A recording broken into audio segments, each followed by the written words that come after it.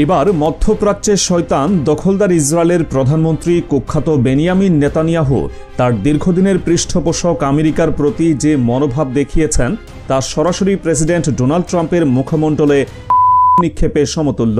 যে America billion billion ডলারের সামরিক ও অর্থনৈতিক সহায়তা দিয়ে রাষ্ট্রকে টিকিয়ে রেখেছে, আজ সেই আমেরিকার প্রশাসনকেই প্রকাশ্যে অপমান করতে দ্বিধা করছে না নেতানিয়াহু সরকার। সম্প্রতি আমেরিকার চাপে এবং আরব বিশ্বের সাথে সম্পর্ক স্বাভাবিক করার প্রক্রিয়ার অংশ হিসেবে দখলদার ইসরায়েল আন্তর্জাতিক সম্প্রদায়কে আশ্বস্ত করেছিল যে তারা পশ্চিম তীর দখলের আগ্রাসী পরিকল্পনা থেকে সরে আসবে। ইসরায়েলি কর্মকর্তারা সামাজিক যোগাযোগ মাধ্যম এবং আরব নেতাদের কাছে বারবার প্রতিশ্রুতি দিচ্ছিল যে তারা শান্তি চায় এবং কোনোভাবেই সিজফায়ার লঙ্ঘন করবে না, কিন্তু এই প্রতিশ্রুতি যে একটি ধোঁকা ছাড়ার কিছুই ছিল না তা স্পষ্ট হয়ে যায় নেতানিয়াহুর একটি সাম্প্রতিক সাক্ষাৎকারে। একজন সাংবাদিক যখন তাকে প্রশ্ন করেন, আমেরিকা নিশ্চিত করেছে যে আপনি পশ্চিম তীর দখল করবেন না, এই বিষয়ে আপনার অবস্থান কি? এর জবাবে নেতানিয়াহু ক্যামেরার সামনেই তার আসল চেহারা উন্মোচন করেন। তিনি সরাসরি বলেন, আমেরিকা তো এমন অনেক কথাই বলে যে ইসরায়েল এটা করবে না বা ওটা করবে না, কিন্তু আমরা একটি স্বাধীন রাষ্ট্র, আমাদের যা করার ইচ্ছা আমরা তাই করব।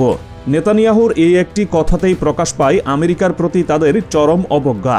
নেতানিয়াহুর এই বক্তব্য প্রমাণ করে যে প্রকাশ্যে তারা আমেরিকার সাথে বন্ধুত্বের নাটক করলেও গোপনে নিজেদের এজেন্ডা বাস্তবায়নে তারা এক চুলো ছাড় দিতে রাজি নয়।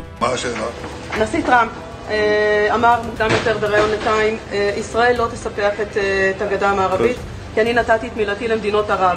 הוא אמר לי, אם נעשה את זה, נאבד את התמיכה האמריקאית. האם האמריקאים מכתיבים עכשיו מדיניות לישראל? מה תגובתך?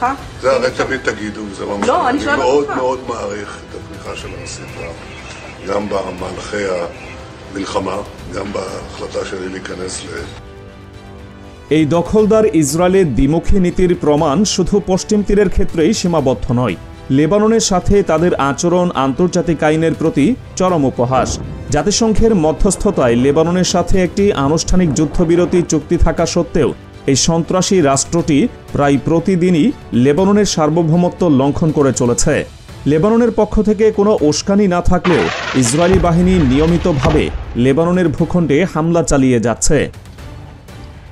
সম্প্রতি ইসরায়েলি ড্রোন লেবাননের একটি বেসামরিক আবাসিক এলাকায় লক্ষ্য করে হামলা চালায়।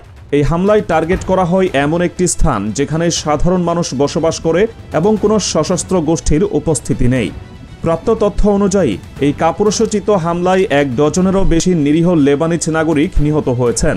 যে যুদ্ধবিরতির কথা বলে ইসরায়েল বিশ্বকে শান্ত রাখার চেষ্টা করে সেই যুদ্ধবিরতির প্রকৃত চিত্র এটাই। এই ঘটনায় জাতিসংঘ বা আন্তর্জাতিক বিচার আদালতের নীরবতা এটাই প্রমাণ করে যে এই বর্ণবাদী রাষ্ট্রটি সমস্ত জবাবদিহিতার ঊর্ধ্বে। ইরান যে বারবার বলে আসছে পুরো অঞ্চলের স্থিতিশীলতার জন্য একমাত্র হুমকি এই দখলদার ইসরায়েল, তার বাস্তবতা লেবাননের মাটিতে স্পষ্ট দেখা যাচ্ছে। পরিস্থিতি আরও উদ্বেগজনক হয়ে উঠেছে, কারণ লেবানন সীমান্তের কাছে ইসরায়েলি বাহিনী পুরোদমে স্থল অভিযানের মহড়া চালাচ্ছে। এর মাধ্যমে তারা লেবাননের অভ্যন্তরে ঢুকে আক্রমণ ও দখলের প্রস্তুতি নিচ্ছে। এ কারণে হিজবুল্লাহ তাদের অস্ত্র সমর্থন করতে অস্বীকৃতি জানিয়ে আসছে, কারণ তারা জানে নিরস্ত্র হওয়ার অর্থ হল ইসরায়েলি হাইনাদের লেবানন দখলের পথ সুগম করে দেওয়া। আমেরিকার প্রতি এই অবজ্ঞা শুধু নেতানিয়াহুর মধ্যে সীমাবদ্ধ নয়, তা ছড়িয়ে পড়েছে ইসরায়েলি সেনাবাহিনীর উচ্চ পর্যায়েও। ইসরায়েলের একটি প্রথম সারির নিউজ চ্যানেলের অফিসিয়াল রিপোর্টে একজন ইসরায়েলি কমান্ডার প্রকাশ্যে ঘোষণা দেন, ডোনাল্ড ট্রাম্প বা আমেরিকা যাই বলুক তাতে আমাদের কিছু যায় আসে না, আমরা যুদ্ধ জিতেছি, গাজায় আমাদের যা করার আমরা করব এবং এরপর ওয়েস্ট ব্যাংক দখল করে আমাদের চূড়ান্ত বিজয় ঘোষণা করব, আমরা কারো কথা শুনতে বাধ্য নই। এই বক্তব্য থেকে দুটি বিষয় পরিষ্কার। প্রথমত, তারা গাজার যুদ্ধে নিজেদের শোচনীয় পরাজয় ঢাকতে চাইছে। নিষ্পাপ শিশু আর নারীদের হত্যা করে তারা বিজয়ের মিথ্যা দাবি করছে। দ্বিতীয়ত, আমেরিকার নির্দেশনাকে তারা যে কতটা তুচ্ছজ্ঞান করে তার গোপন থাকছে না। এর প্রতিক্রিয়ায় আমেরিকার পররাষ্ট্রমন্ত্রীর বক্তব্য ছিল অত্যন্ত দুর্বল। তিনি বলেন, ওয়েস্ট ব্যাংক দখলের ঘোষণা নেতানিয়াহুর জন্য লজ্জাজনক এবং এতে শান্তি চুক্তি নষ্ট হবে। আমরা মনে করি না ইসরায়েল এটা করবে, কিন্তু যে রাষ্ট্র প্রকাশ্যে দখলের ঘোষণা দিচ্ছে তাদের বিরুদ্ধে মনে করি না ধরনের বক্তব্য যে কতটা অর্থহীন তা সহজেই অনুমেয়।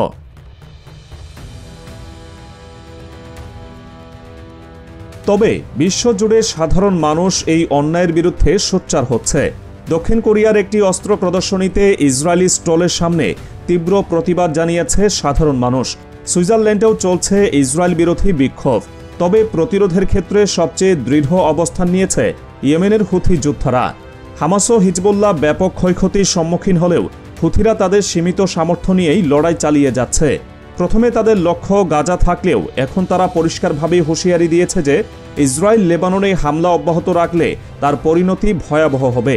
একটি দেশের সার্বভৌমত্ব রক্ষায় অন্য একটি গোষ্ঠীর এমন অবস্থান বর্তমান সময়ে বিরল।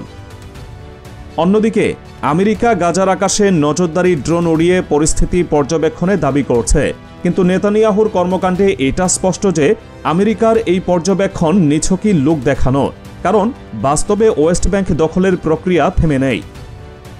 এর মধ্যেই ফিলিস্তিনের দিক থেকে একটি গুরুত্বপূর্ণ প্রস্তাব এসেছে। হামাস এবং অন্যান্য যোদ্ধা গোষ্ঠীগুলো গাজার প্রশাসনিক নিয়ন্ত্রণ অন্য কোনো ফিলিস্তিনি কর্তৃপক্ষের হাতে তুলে দিতে সম্মত হয়েছে। শান্তির জন্য এর চেয়ে বড় ছাড় আর হতে পারে না। এখন যদি নেতানিয়াহু এই প্রস্তাবে রাজি না হয়ে হামলা অব্যাহত রাখেন, তবে এটা প্রমাণিত হবে যে তিনি কোনো সমাধান চান না।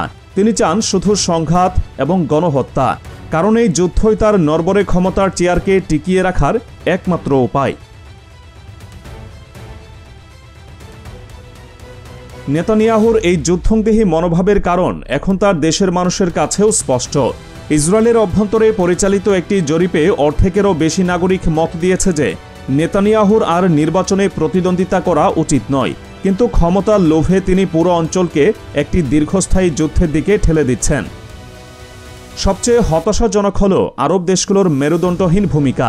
সম্প্রতি যখন ইসরায়েলের উগ্রপন্থী অর্থমন্ত্রী বেজালেল স্মোট্রিচ ওয়েস্ট ব্যাংক দখলের ঘোষণা দেন, তখন সংযুক্ত আরব আমিরাত ইসরায়েলকে আব্রাহাম চুক্তি বাতিলের হুঁশিয়ারি দিয়েছিল। কিন্তু সেই হুমকিকে সামান্যতম পাত্তা না দিয়ে ইসরায়েলি মন্ত্রী আরও কঠোরভাবে দখলের ঘোষণা দেন। ঠিক একই ঘটনা ঘটেছে সৌদি আরবের সাথেও। এই সমস্ত ঘটনা একটি বিষয়কে নির্দেশ করে, দখলদার ইসরায়েল একটি নিয়ন্ত্রণহীন শক্তিতে পরিণত হয়েছে, যারা কোনো আন্তর্জাতিক আইন, চুক্তি বা মিত্রতা তোয়াক্কা করে না। নেতানিয়াহু ডোনাল্ড ট্রাম্পের মুখে যে থুতু দিয়েছেন তা শুধু একজন ব্যক্তির অপমান নয়, এটি আমেরিকার বিশ্বব্যাপী কর্তৃত্বের প্রতি একটি সরাসরি চ্যালেঞ্জ। এখন বিশ্ব তাকিয়ে আছে এই চরম অপমানের পর আমেরিকা কি তার সবচেয়ে বড় মিত্রের লাগাম টেনে ধরবে, নাকি বরাবরের মতোই এই সন্ত্রাসী কর্মকাণ্ডে মৌন সম্মতি দিয়ে যাবে।